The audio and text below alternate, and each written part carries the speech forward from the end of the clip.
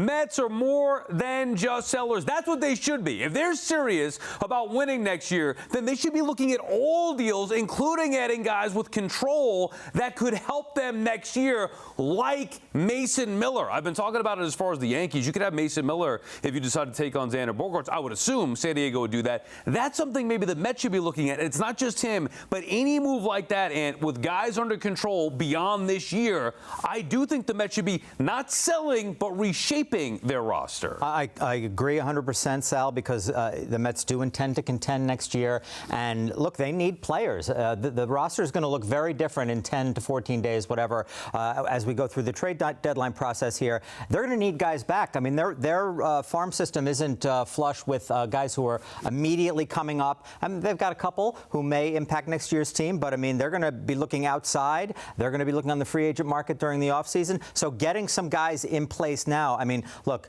if you don't love Mason Miller, everybody in baseball should be trying to get this guy or want this guy, and the Padres should be keeping him, frankly. But guys like that are the plums of this time of year, and if they can, get in on a little of that action, so be it. My thing is, how many of the guys the Mets are going to trade or looking to trade can actually bring back controllable major leaguers that are going to help out next year? That's the thing. It's, Clay Holmes, Freddie Peralta, the two lefties, Raley and Minter, Tyrone Taylor. How deep are you going to go? Are you going to trade Torrens? Are you going to trade Alvarez? Are you going to trade Beatty? Those guys can help you next year, the last three guys I just rattled off. So it's a tough balance. It's a tough act for Stearns here in terms of figuring out, okay, what do I do to get as much as I can for next year, because I need to win games next year too. The Mets aren't trying to win in 28, 29. They're trying to win in 27. So that is a tough balancing act for David Stearns. I think it is a fine line, though, when you talk about a guy of Mason Miller, for example, who's under control for 3 more years beyond this. It's rare you have an opportunity to get a guy like that. And if you're the Mets and you're thinking ahead and you have Steve Cohen's pockets, I would never give up prospects for him at this particular point. I mean, whatever, not top prospects. But if you could entice them to give you that bad contract and all it costs is money, and then you could reshape the roster somewhere else, maybe move some other money, it's just something that I think the Mets should be looking at if they want to win next year, which I know they do. The Mets should trade Clay Holmes, not extend him. I've been thinking about this a lot, and I've been torn. It's not the right time, Jorge, to extend Clay Holmes right now. As much as I would love to have Holmes back next year, I think that's something you could revisit in the offseason. I think maximize the return.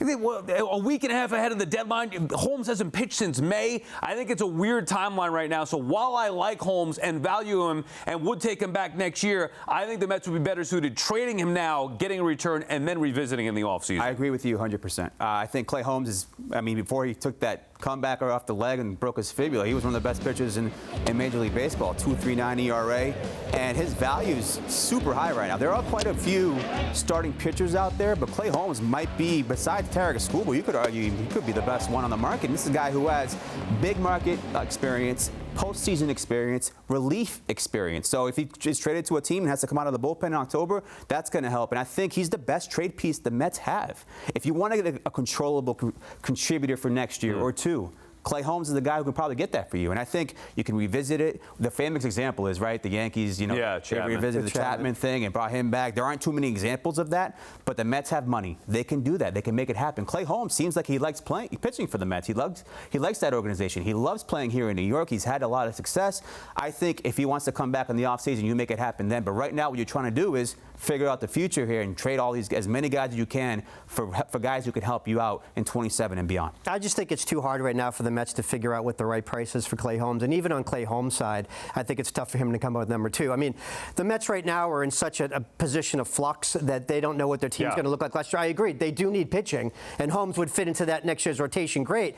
But as far as an extension right now, I just think it's too difficult for them because they have a lot of moving pieces to figure out. And like Jorge said, I mean, he is their best trade chip. I mean, I said that for a month ago before he even started rehabbing on this. And now his rehab seems to be even ahead of schedule. So he's going to be in really good shape by the time the deadline rolls around. And again, we've talked about this is a broken bone, not a shoulder injury or elbow injury. He'll be right back to where he was in the spring and pitching very well for a contending team. And the comparison is Shane Bieber to the Blue Jays last year. That's the comparison. We saw a guy on rehab get traded, get a piece for the Guardians. And that was from Tommy John. He was coming back. Yeah, and that was coming from Tommy John. It's different. I tell Holmes, you want to be here? You love it here so much? Opt in, and then we'll keep you.